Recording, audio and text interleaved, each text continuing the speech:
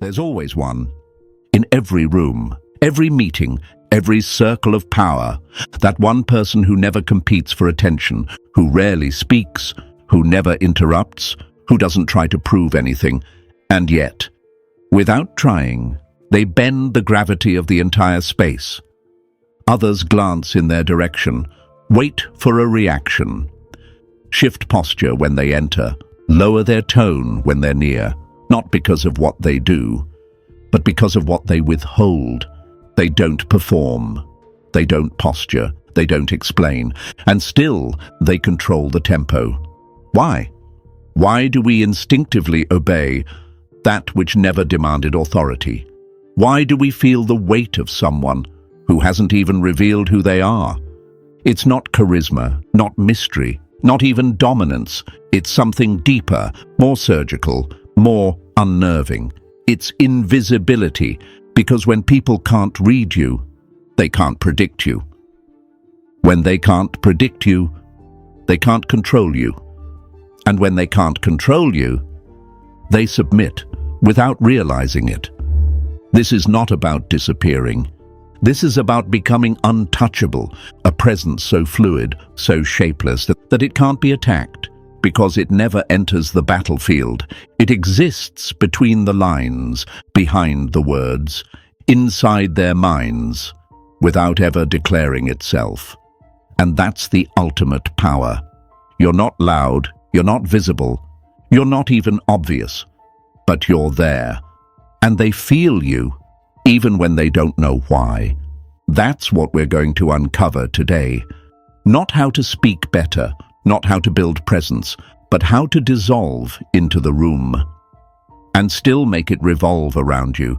Because in psychological warfare, what they can't define, they can't defend against. The most powerful presence is the one you can't locate. Let's begin.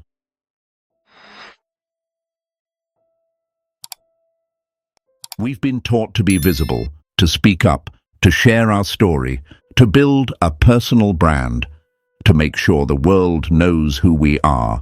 But in high-level power dynamics, visibility isn't strength, it's vulnerability. The more you reveal, the more you can be read. The more you can be read, the easier it is to be controlled. Every detail you disclose, your preferences, your traumas, your values, becomes data. Data they can map, predict, use, reverse engineer. They know what offends you. They know what excites you. They know what buttons to press, because you handed them the control panel. This is the paradox. In a world obsessed with being seen, the most powerful people are the least defined. They don't post their feelings. They don't explain their decisions. They don't open the gates to their internal world. Because they understand this. Every window into your identity is a door. Once they walk in, they start rearranging you from the inside. You think you're being authentic. You think you're building trust. But in truth, you're mapping yourself for manipulation. Look around. The people who constantly explain themselves online, who overshare every thought, every update, every emotion, they don't earn more respect.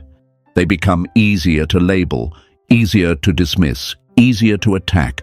And the ones who hold back, who never quite reveal the whole picture, who stay emotionally unsourced, they become the mystery, the center, the psychological axis of the room. Because here's the tactical truth. They can't target what they can't define. They can't plan around a shape.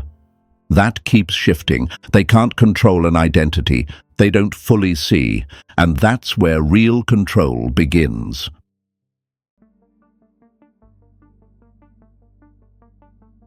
There's something unnerving about people you can't figure out. When someone walks into a room and you don't know what they're thinking, where they stand, what they believe, you slow down, you hesitate, you recalculate your next move, you double-check your tone. That's control without command. And it's built through one tool, controlled ambiguity. This isn't about being indecisive. It's not being vague. It's being strategically untraceable. You don't let them put you in a category. You don't clarify more than necessary. You don't overshare your past, your beliefs, or your motives, because every bit of definition, every label you accept, is a thread someone can pull later. Humans are addicted to clarity. We crave it because it makes the world feel safer, predictable, linear. So when you disrupt clarity, when you choose to stay undefined, you break their rhythm. You unsettle their sense of knowing, and the mind hates not knowing. That's when the tension begins. And you didn't say a word, so what happens? It starts to fill in the blanks. It starts to project its own meaning onto you. And now, they're no longer seeing you. They're seeing themselves through you. That's the power. You don't declare who you are. You let others assign meaning to your silence, your posture, your presence. And when they do, they become invested in those assumptions. Let's be clear, ambiguity isn't about being passive. It's about making sure every interaction with you contains just enough fog to keep people on edge. You become hard to argue with because you haven't said anything sharp. You're hard to attack because you never claimed a side. You're hard to manipulate because there's nothing solid to push against. Take diplomacy, for example. The most powerful mediators aren't the ones who speak the most. They're the ones who listen deeply, say little, and reflect back only what's useful, never revealing their personal leanings. They're magnetic because they are emotionally silent, not absent, just unreadable. And that makes people lean in. It creates pursuit. It generates curiosity. And curiosity is a soft form of obedience. Here's the final insight. Ambiguity isn't vagueness. It's asymmetric control. When they can't define you, they can't guard against you. And when they can't guard against you, you shape their logic from the inside out. That's how a shadow becomes the architect. And here's where the shift begins. Once they start projecting themselves onto you, you gain access to their frame, their logic, their emotions. And that's where the mirror effect begins. And from here, the mirror takes control.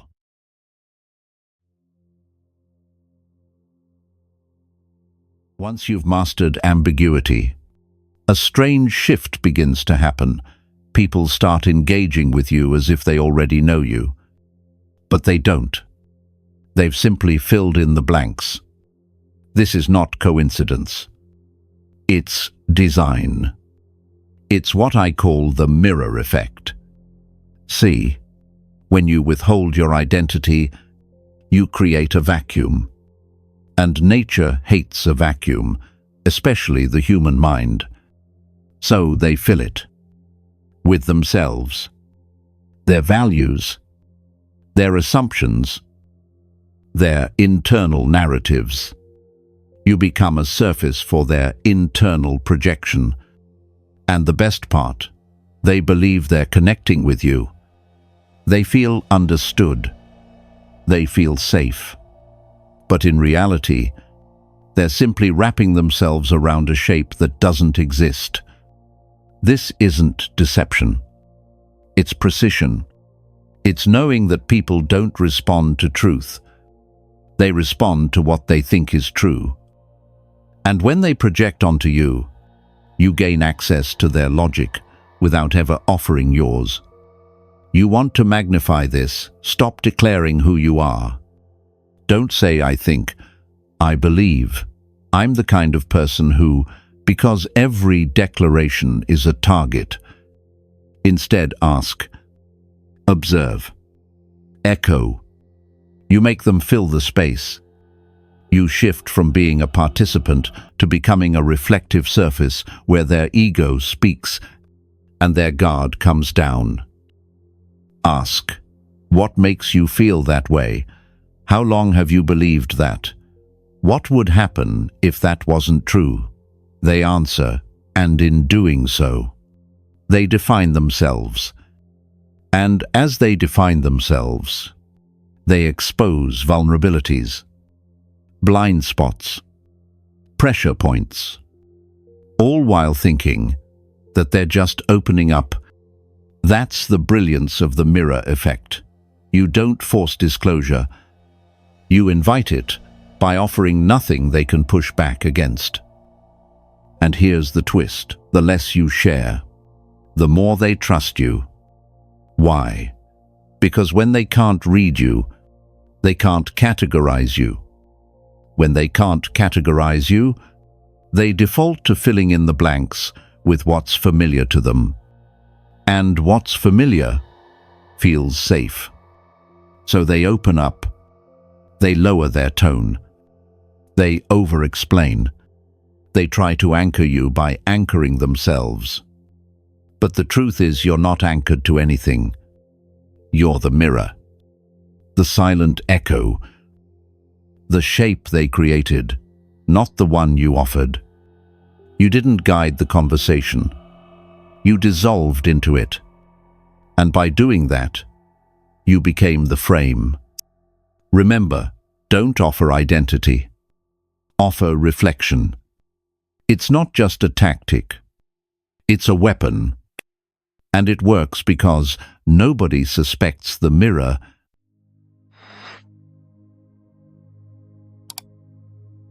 Sometimes the sharpest weapon is no weapon at all.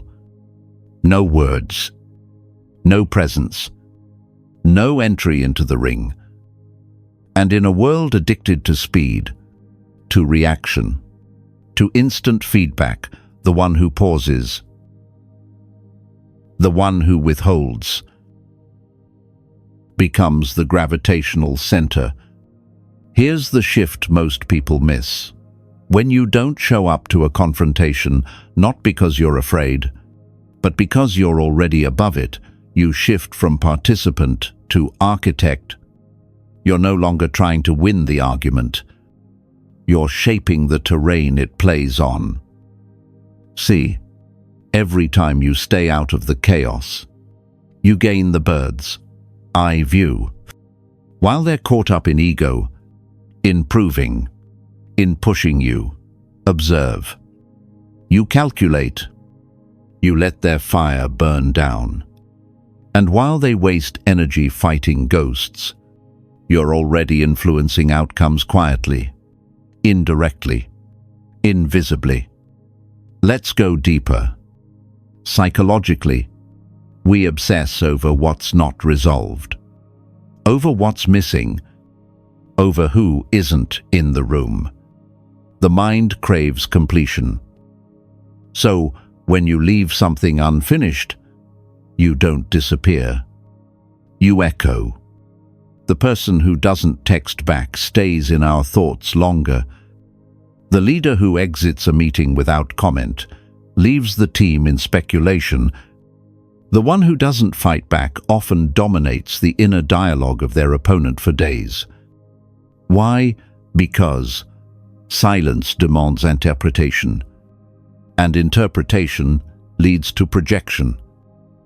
And when people project, they get emotionally entangled, but with a version of you they invented. Now imagine that kind of influence without having said a single word. That's not weakness. That's high-level control. Let's look at a common example. Someone sends a message, maybe challenging you, maybe just emotionally loaded. You don't reply. 1 hour, 2 hours, a day. Suddenly, they're texting again. Maybe I came off wrong. I didn't mean it that way. Just checking in. Now they're revealing more, explaining more, volunteering leverage because of the discomfort you created.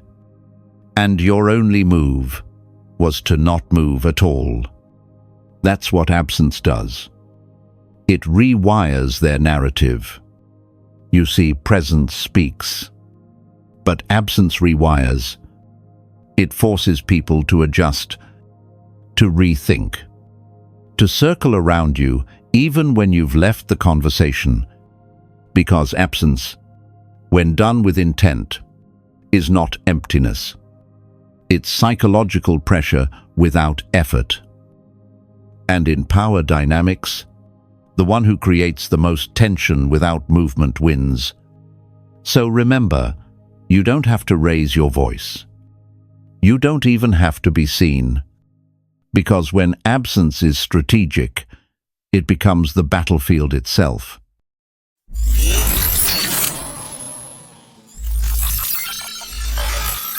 Silence doesn't end the conversation. It amplifies it, but not out loud inside their mind. You say one thing, just enough, and then you stop. No clarification, no confirmation, no conclusion. And then the echo begins. They replay it, over and over again, trying to decode the exact tone you used, trying to figure out what you meant, but didn't say. Because humans crave closure, our minds are wired to complete unfinished stories, and when you leave a moment open-ended, they start writing the ending themselves. That's the crack where your influence slips in. See, when someone is confident in their belief, they defend it. They stand on it. But when your stillness disrupts that confidence even slightly, their belief starts to feel unstable. And here's the genius. You never attacked it. You didn't even challenge it directly. You just didn't validate it. And the absence of validation creates mental friction. Now they're second-guessing their assumptions. Not because you disagreed, but because you didn't respond at all. This is echo logic. It's when their mind becomes the battlefield, and you win by not showing up to fight. Instead of pressing your point, you simply let theirs collapse. Because the brain, left in ambiguity, will search for resolution in familiar places. And what becomes familiar? The rhythm you left, the tone you held, the frame you implied but never forced. And slowly, they start sinking to it. They use your vocabulary. They match your emotional pace. They start to adopt your logic not because it's right, but because it feels like stability after the tension they created in their own mind. And that's what makes this tactic invisible. It's not direct persuasion. It's psychological realignment. They think they came to their own conclusion, but really, you just gave them the silence to get there. Here's a simple real-world example. You're texting with someone. They send a long, emotional message. You respond with 5 words, no emojis, no explanations. They're nothing. Now they're spiraling, sending follow-ups, over-clarifying, reframing their own argument to sound more agreeable. And all you did was stop talking. That's how echo logic works. You didn't force anything. You created space, and space made them move. You don't push your truth. You let theirs unravel. And when it does, you don't catch them. You just become the only thing that feels stable, the only thing left that makes sense. That's how you don't just win the moment. You win their mind.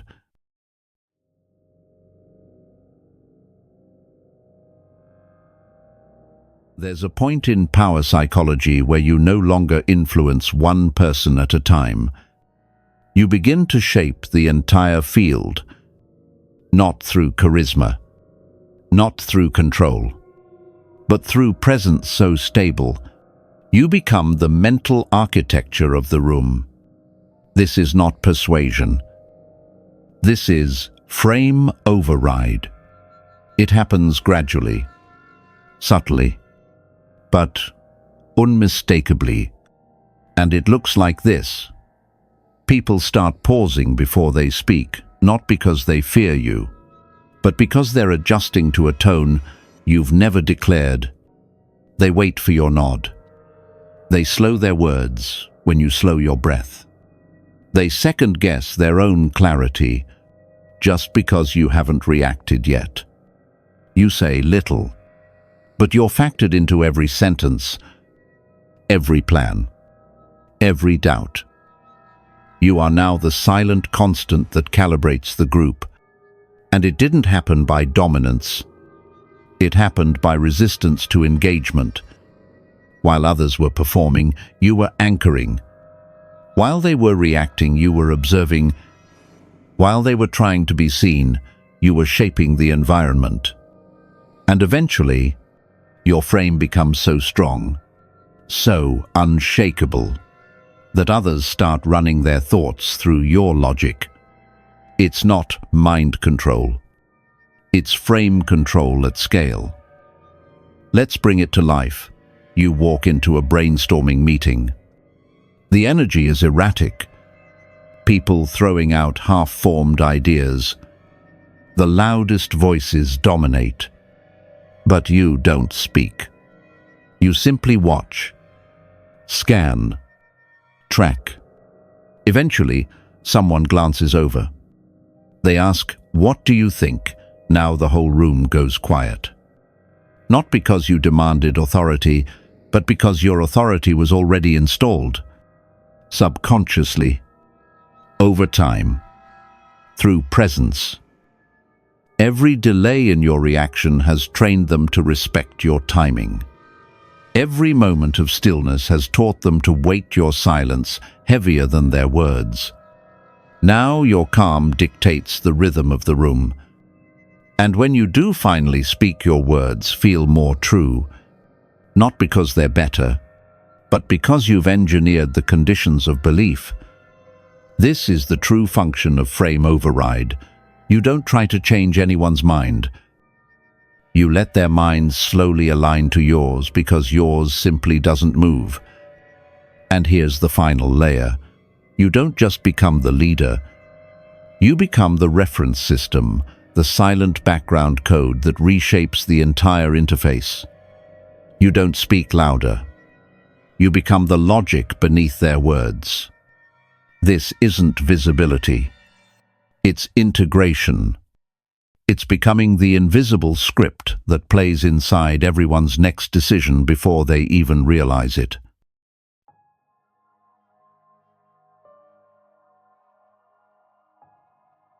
By now, you've seen the entire strategy unfold. You've learned how to speak without speaking, influence without presence, dominate without assertion. And the final transformation. It's simple, but not easy. You stop trying to be known, and you start becoming something they can't forget, even if they never understood why. Because identity is visible, but impact, real impact, is silent. It stays in the room long after you've left it. You don't need to be followed. You just need to be felt. You don't need your name spoken. You just need your frame echoed. Subtly, repeatedly, until people adjust their behavior around you without ever questioning it. That's the new goal. Not attention. Installation. So here's your 24-hour challenge. Don't explain yourself. Don't share your opinion. Don't tell anyone what you're thinking. Instead, hold presence. Hold stillness. Hold silence. Walk into each room with no need to be understood. Only the need to observe. Absorb. Let others fill the air. Let them show their hands, while you stay undefined, unmoved, unshaken. And you'll feel it, the shift. They'll start adjusting to you, even without knowing why. Because you didn't force the change. You installed it. If you're done chasing clarity, done with noise, ready to move like a ghost with gravity, then make your silence echo. Then leave your mark now. Comment below, I move unseen. But nothing moves without me. And remember, you don't need recognition. You need reach. Not reputation, but resonance. Don't be known. Befelt. That's where real power begins. Stillness isn't absence. It's authority unspoken.